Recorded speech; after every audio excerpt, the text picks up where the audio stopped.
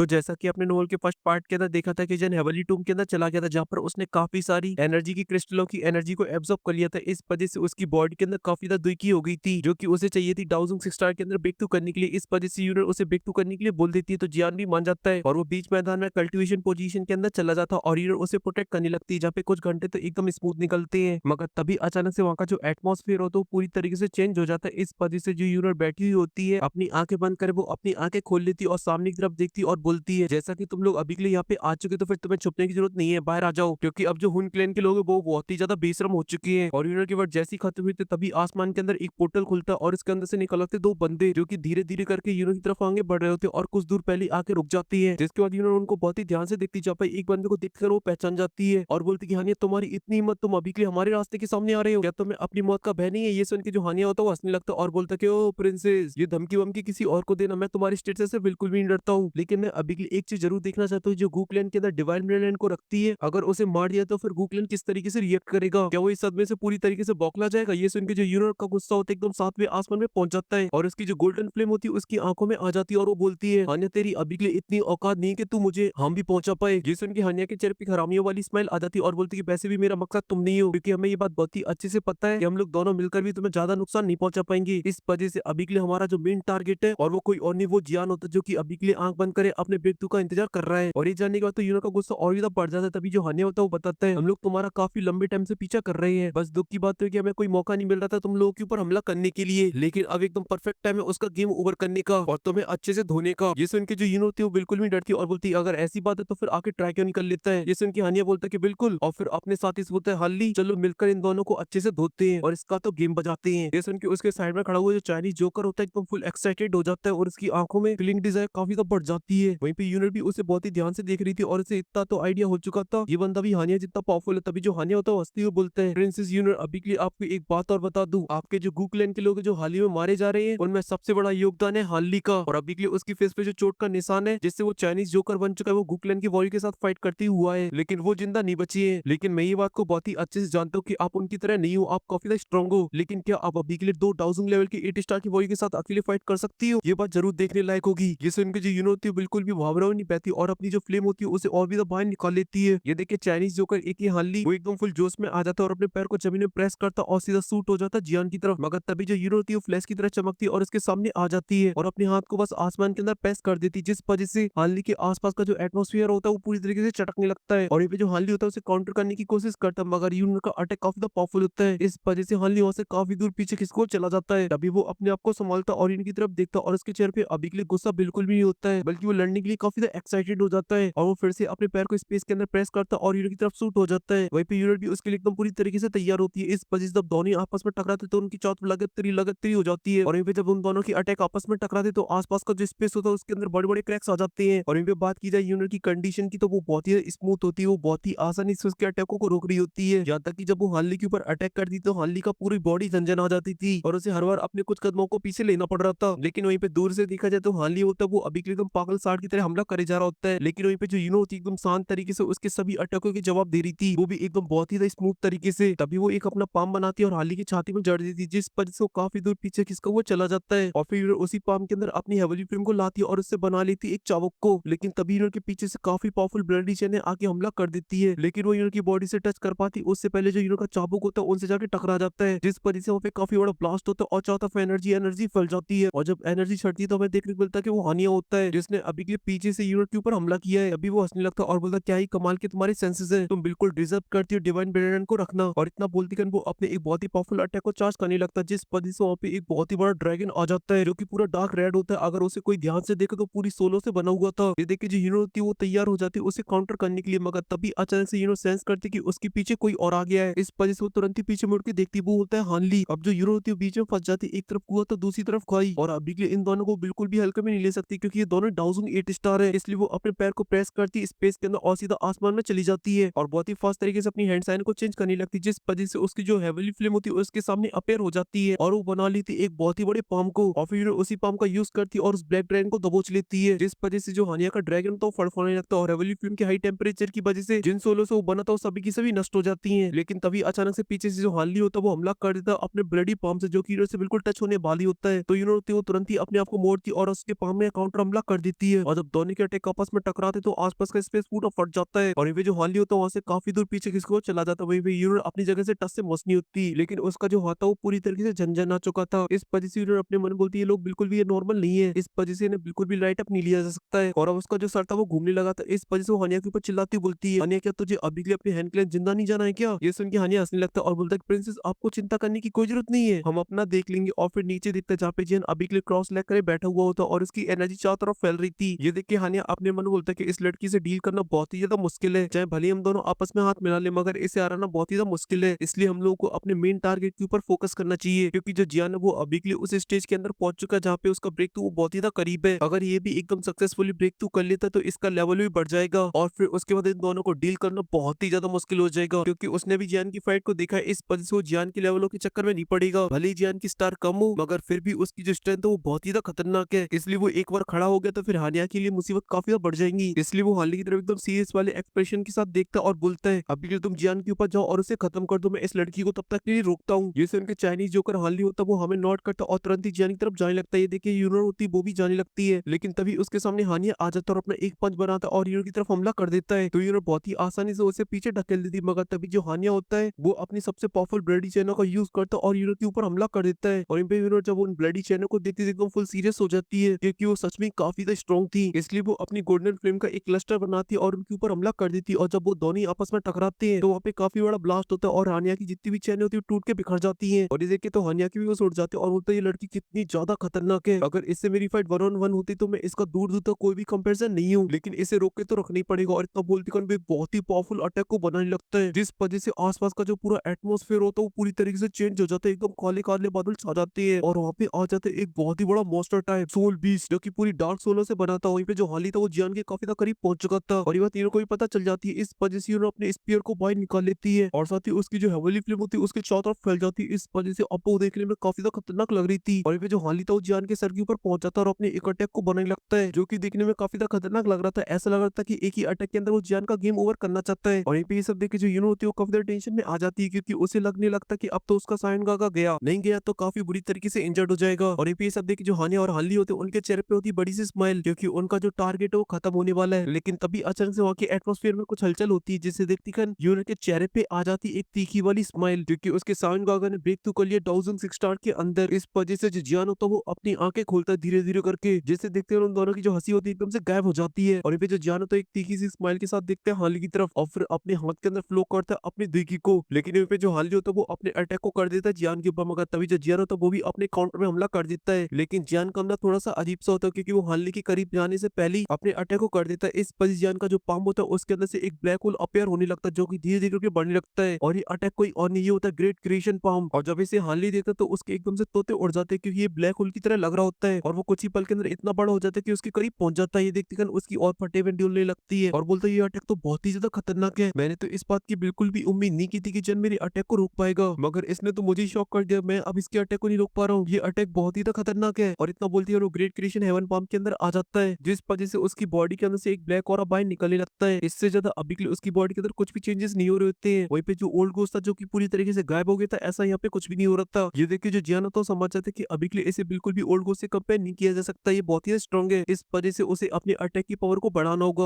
और फिर जो जियान तो वो अपनी दिगी फ्लो को और भी ज्यादा बढ़ा देता है, जिस वजह से ब्लैक सर्कल की पावर काफी ज्यादा बढ़ जाती है और हॉली की हालत खराब होने लगती है और उसके हाथों पैरों से खून निकलने लगता है। और हॉली समझ जाती है कि अगर उसने ज्यादा देर तक यहीं पे टिका रहा तो उसकी पूरी बॉडी इस ब्लैक होल के अंदर चली जाएगी और उसका गेम ओवर। और ये सब सोचते हुए वो एकदम फुल जोश में आ जाता है और उसके हाथ पे कलेक्ट होने लगता है काफी ज्यादा ब्लैक फॉग और फिर उसी से हमला कर देता है जियान के अटैक के ऊपर। जब वो जियान के अटैक से टकराता है तो उस ब्लैक फॉग के अंदर से काफी लोगों की चिल्लाने की आवाज आती है, क्योंकि उस ब्लैक फॉग के अंदर होती है सोले जो कि टाइम बम की तरह होती है, जिस वजह से ब्लास्ट ब्लास्ट होने लगते हैं और जो सक्शन फोर्स होती है वो कमजोर पड़ जाती है। और इसी चीज का फायदा उठाता है हार्ली और वो तुरंत ही पीछे हट जाता है। और ये सब देख के जियान हैरान हो जाता है कि अभी के लिए उसके ग्रेट क्रिएशन पाम को हार्ली ने अपने अटैक से रोक दिया। इसलिए वो हार्ली की तारीफ करते बोलता है कि हुन क्लैन सच में काफी ज्यादा कमाल का है, उनके वॉरियर के पास इतने खतरनाक अटैक है। लेकिन दिक्कत की बात ये है कि मैंने हाल ही में ब्रेक तो किया, इस वजह से मेरी बॉडी के अंदर जो दुई की वो काफी ज्यादा है। इस वजह से जो जियान होता है वो अपनी दुई की एकदम कूट कूट के भर देता है उस अटैक के अंदर, जिस वजह से जो सक्शन फोर्स अभी के लिए कमजोर पड़ चुका तो एकदम डबल स्पीड से बढ़ने लगता है। और साथ ही जो ब्लैक होल होता है वो काफी ज्यादा बड़ा हो जाता है और हार्ली उसकी चपेट में फिर से आ जाता है। और अब उसे ऐसा फील होता है कि उसकी जो हड्डियां और खून है वो अभी के लिए बाहर निकलना चाहते हैं उसकी बॉडी से, मगर वो भी अभी के लिए इतनी आसानी से नहीं मानना चाहता था। इस वजह से वो अपना पूरा जोर लगाता है, मगर इसके चक्कर में उसके मुंह से दह खून की उल्टियां और ये पे यूनिट देखती कि उसके साइन का अभी के लिए एकदम सही है तो वो एकदम खुश हो जाती है और फिर देखती है हानिया की तरफ और बोलते कि अच्छा बच्चू तुम दोनों ने बहुत ही ज्यादा नौटंकी कर ली है, इस वजह से हार्ली मरेगा और फिर अपने गोल्डन स्पेयर से हमला कर देती है सीधा हार्ली के ऊपर, क्योंकि अभी के लिए उसकी जो हालत है वो काफी ज्यादा खराब हो चुकी है। जियान की अटैक की वजह से उसके अंदर बिल्कुल भी ताकत नहीं बची है कि वो यूनिट के गोल्डन स्पेयर को रोक पाए। इस वजह से यूनिट ने डिसाइड किया था हार्ली को मारने का और वे कुछ ही पल बाद हार्ली को भी सेंस हो जाता है कि गोल्डन स्पेयर उसी की तरफ आ रहा है और उसका टारगेट है उसकी गर्दन। ये देखिए उस चाइनीज जोकर को अपनी मौत दिखाई देने लगती है उस स्पेयर के अंदर, जो कि अब वो आ चुका है उसके काफी ज्यादा करीब मौका। तभी मैं आ जाता हूँ बीच में और मैं बचा लेता हूँ हार्ली को, क्योंकि यार इसे कैसे मरने दूंगा, क्योंकि अगर ये मर गया तो फिर जियान अपने दादाजी के सामने हीरो कैसे बनेगा, इसलिए आज इसे यहीं पे जिंदा छोड़ देते हैं। लेकिन आप ये सोच रहे हैं ये जिंदा कैसे बचेगा, तो वो आप लोग को पता चलेगा नेक्स्ट पार्ट के अंदर। फिलहाल के लिए इस वीडियो में सिर्फ इतना ही। अगर आपको वीडियो पसंद आई है तो दबा के लाइक करो यार, चैनल की मेंबरशिप लो यार।